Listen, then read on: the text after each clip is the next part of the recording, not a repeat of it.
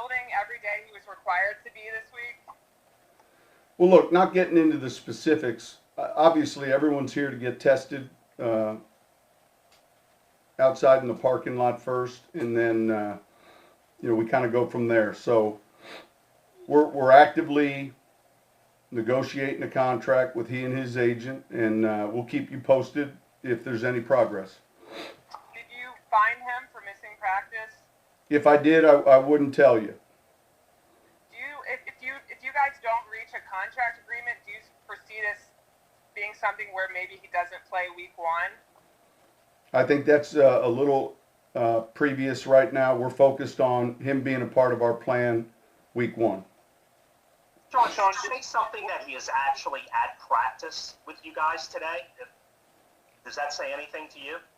No, look, it was good having him back out there. I thought he had a good practice today, and he's an important part of what we do. Sean, were you at all frustrated with how this played out, and did you two have to talk and sort of make amends, as I know a couple of reports have characterized it? No, I haven't read specifically any reports, and I don't think he and I have had. We visited, but I wouldn't call it making amends at all.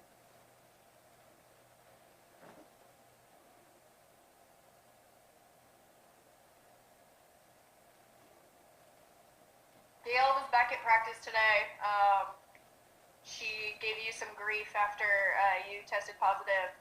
What has your conversations been with her? Say that again. Gail was at practice today. What was your conversation like with her today? It was good. It was good to see her. She's feeling better.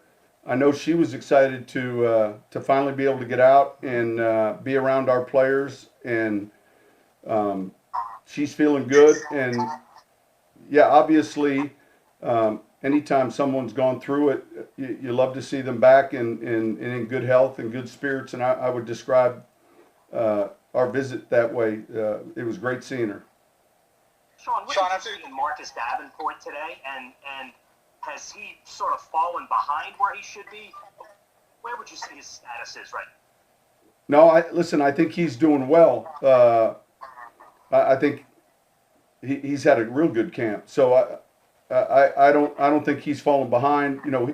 We backed off some reps probably a few days ago, just relative to a small injury, but nothing significant. Nothing that would certainly keep him from playing week 1. Sean, Thursday's dome practice. Have you decided on the format? Is it going to be, scrimmage like, or is it going to be more like Saturday practice? No, we're going to try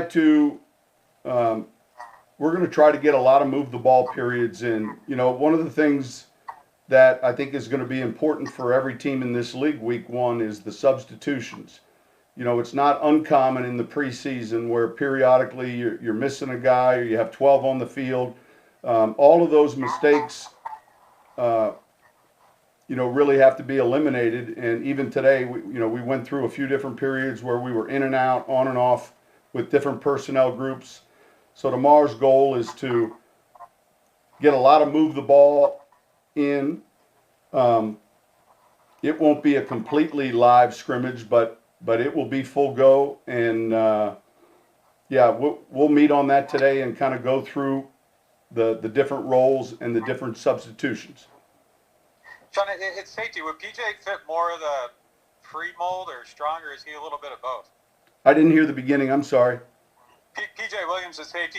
Would you call him more of a free or strong, or is he good at both? Look, he's a smart player. I feel like he can play in both those positions.